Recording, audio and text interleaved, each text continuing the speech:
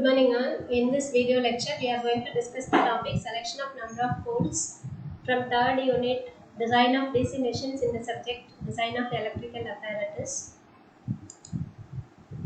Selection of number of poles will depends upon these six factors: frequency of flex reversal, weight of iron parts, weight of copper, length of commutator, labor charges, flashover and distortion of field form.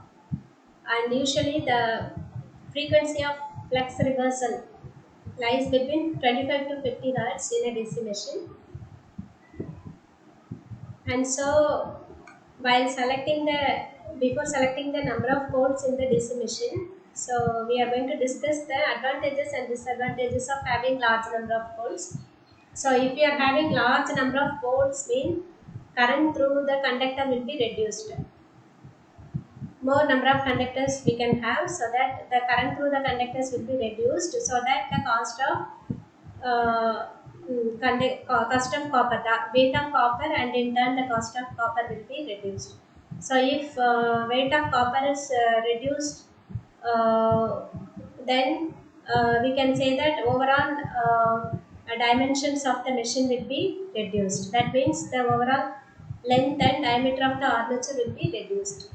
So by having larger number of poles, weight of the armature core and yoke will be reduced, cost of armature and field conductors will be reduced, overall length and diameter of the machine will be reduced, and so the length of the commutator will also be reduced, and distortion of field form under load conditions will also be reduced.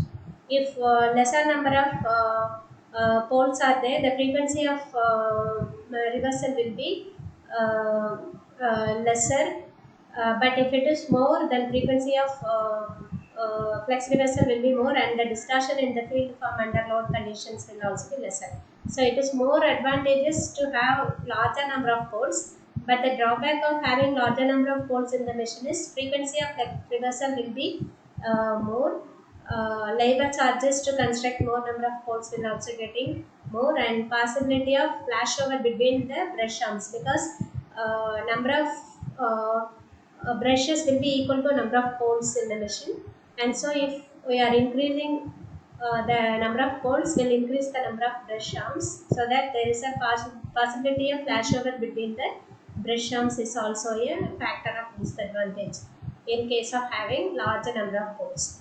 So first we have discussed having larger number of poles is advantageous or not.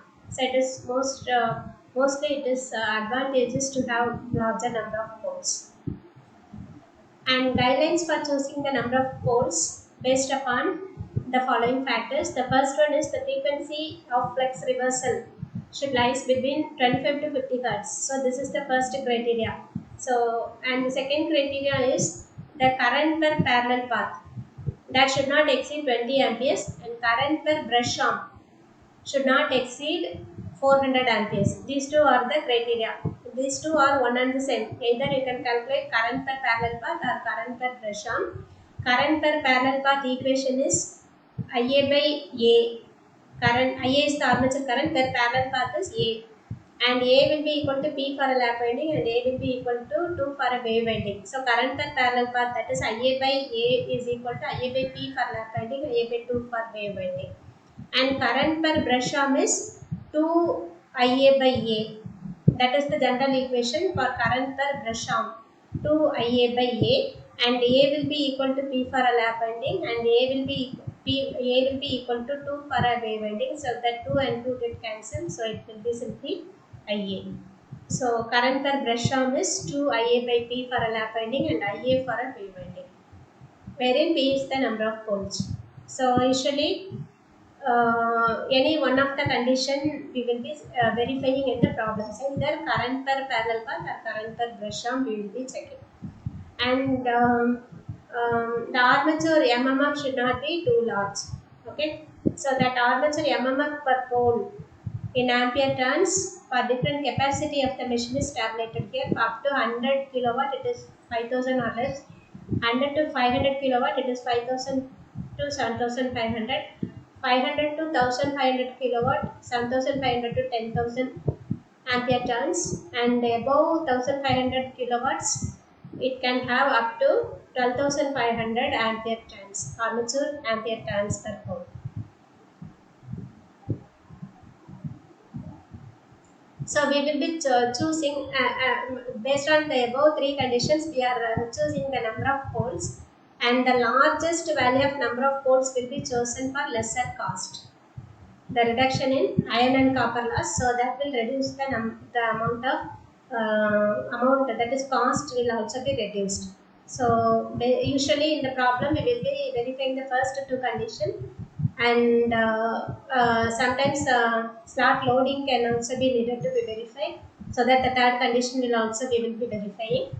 And so we will be getting few number of poles, and we will be finalizing the largest value for number of poles as the final value.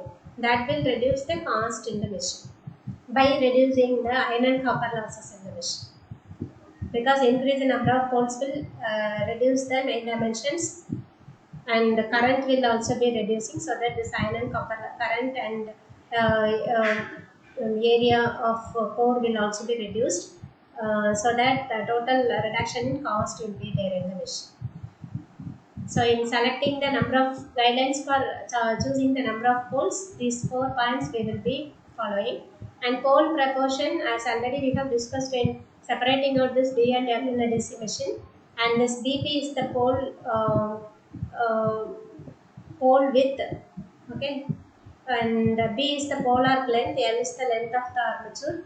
And so usually the machine may have three type of pole construction: circular pole, square pole, or rectangular pole. Actually the circular pole will give minimum mean turn length of field winding, but it is not easy to have circular laminated pole structure. So we'll be preferring the second better option to have a square pole criteria. So in square pole criteria, this L will be equal to B. Actually, L will be equal to BP for a square pole section, and L will be equal to B for a square pole face. B will be equal to L for a square pole face. And based on that, these two values we are defining the ratio of pole arc to pole pitch, or L by tau ratio, that is ratio of L by tau, that is length. Suppose if it is square pole exactly, this L will be equal to B, or otherwise this B by tau ratio means it is 0.64272. Psi is the field form factor, and L by tau ratio will be chosen from 0.45 to 1.1. Usually in problem, L by tau ratio will be preferred as 0.7. Okay. Then is the length of the air gap. So length of the air gap we will be finding out from the MMF required for air gap. So from this equation we will be finally getting the equation for LG, length of the air gap. And this equation already we have derived in the first unit, magnetic circuit design. So this is the MMF required for air gap. ATG is always air gap length. That G means gap length, air gap. Okay. This is ampere turn, that is MMF required for air gap 8 lakhs Pg kg Lg, wherein this kg is the gap contraction factor, its value will be 1.15. And so usually this air gap ampere turns required, air gap ampere turns will be 50 to 70% of armature MMF per pole. Okay. So we are calculating first the armature MMF per pole. Armature ampere turn, MMF is ampere turn. So current is IZ, number of turns is Z by 2. So this is ampere turns. Armature ampere turns per pole is P.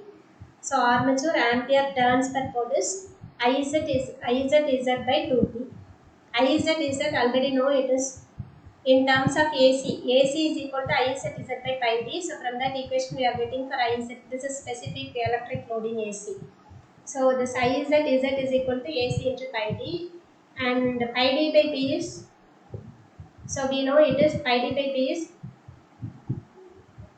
pole pitch. Okay, tau.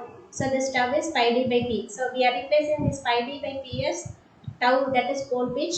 So this equation is finally we are replacing this I we are substituting for I z as AC into pi d. So from this equation for pi d by t we are substituting tau, so it is AC tau by 2. And this is actually armature MMF per pole. What we are going to calculate is the air gap MMF. So 50 to 70%, or if we can say it is 0.5 to 0.7 times of this armature MMF per pole is going to be the air gap MMF. Okay, so 0.5 to 0.7 times of this armature MMF per pole, that is AC tau by 2. Okay, this AC tau by 2 is going to be the air gap MMF. So what is air gap MMF is 8 lakhs Vg kg Lg. So from this we can get the equation for Lg. So it is 0.5 to 0.7 times of AC tau by 2. This 8 lakhs will brought to this denominator. So it is 16 lakhs. 16 lakhs Vg kg. In the numerator we are having 0.5 to 0.7 AC tau. Okay.